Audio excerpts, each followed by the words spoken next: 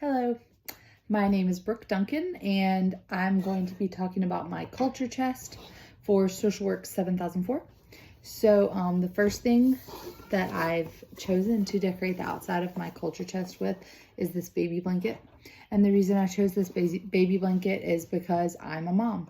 And so I think that's a huge part of the way the world perceives me and how I'm seen. And a lot of people I interact with won't learn my name. I'm Priya's mom or Joshua's mom, and that's just, how they see me.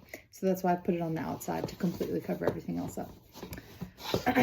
Next, I have used this red ribbon to sort of symbolize being an American citizen. I am an American, and because of the way I look and the way I sound, that's never questioned. No one ever questions my ethnicity. They never question where my family was from before they came to America or anything like that. They just assume my Americanness. So that's a huge part of what I've experienced.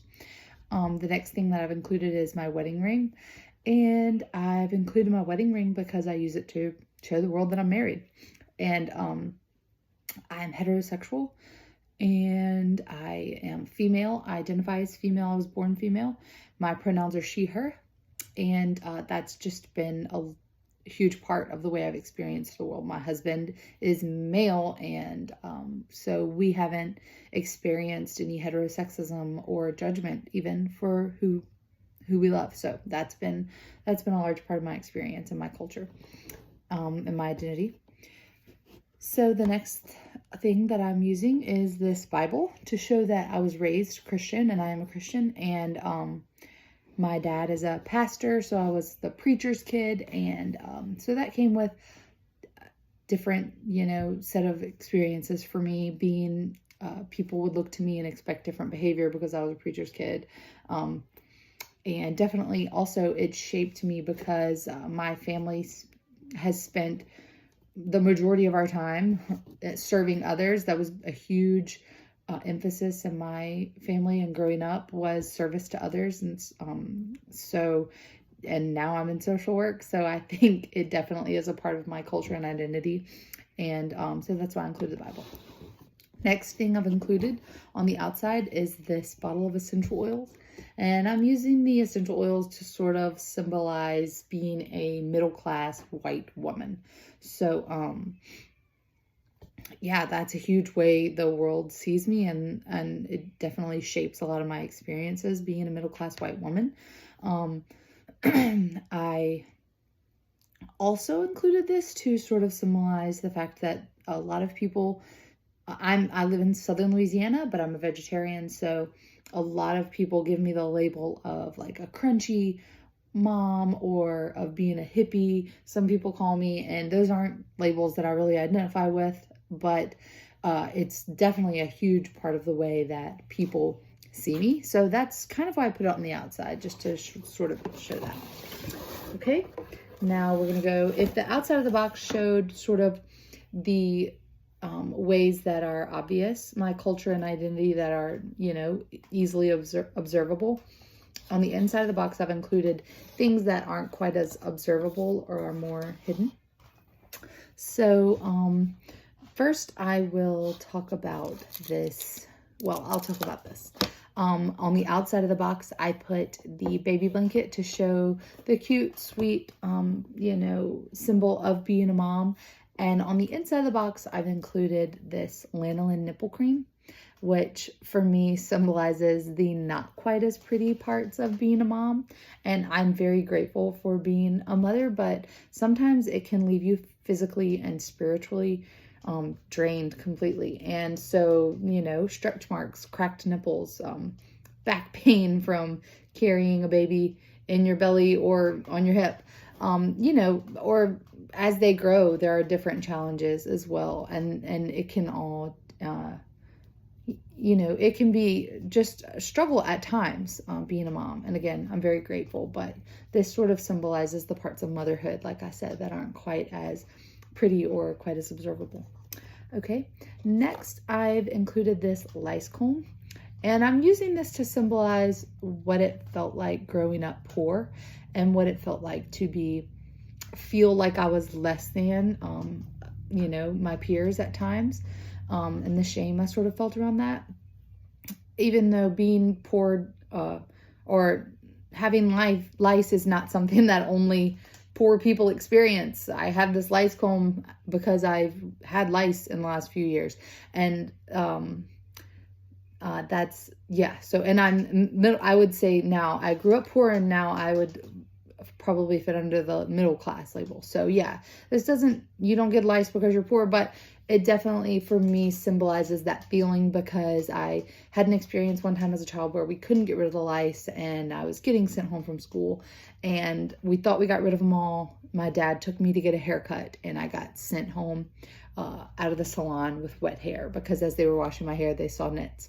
So the shame that I felt of sort of being like not good enough for a haircut, you know, that feeling that I sort of have with me still. That's why I've included that. All right. So on the outside, there was the fact that I'm a Christian and my dad is a pastor, which, you know, like I said, also I didn't include that being a Christian, I haven't experienced religious persecution, because it's a very widely accepted religion in the United States. All of the presidents have identified as Christian, at least publicly. And so it's something that definitely has shaped my identity and culture, is that I have not experienced religious persecution where I live. Okay, but so growing up Southern Christian, I felt a lot of pressure to be perceived as a sweet, quiet, you know, gentle person, sweet girl, you know? And so I'm using the candy to sort of symbolize that, what that felt like. I am not soft-spoken and sweet. I can be abrasive and opinionated. And that's something that growing up, I had a lot of shame about. I felt like I was not sweet enough, you know? So that's why I've included that, because although now I'm proud of being opinionated and at times abrasive, but because, you know, sometimes that's necessary. But yeah, I guess I've included this just to show what it felt like to feel like I needed to be seen as sweet all the time. Well, next, I've included this ponytail holder. And I've included this to represent being cared for by family and caring for family, because I grew up with both of my parents and living in the same house. They were married my whole life, are still married. And so that definitely shaped me and how I experience things. And there were times where most of the time my mom took care of me, and I use the ponytail because I think caring for your child's hair is a huge way that we do that. So my mom was mainly the one who took care of my hair and took care of me, you know, in that way. But there were times when my mom was working really long hours and my dad was in college, and so he was in charge of doing that. So I have like these vivid memories of my dad practicing with like the brush and the ponytail, and he didn't know what he was doing, but he was caring for me, and you know, he got my hair slicked back in a ponytail. So I guess this to me just shows being cared for, also caring for family, because I am the oldest of 4 siblings, and because of that, I sort of take on the role of second mom. You know, that wasn't required of me, but it's definitely a role that I took on anyway.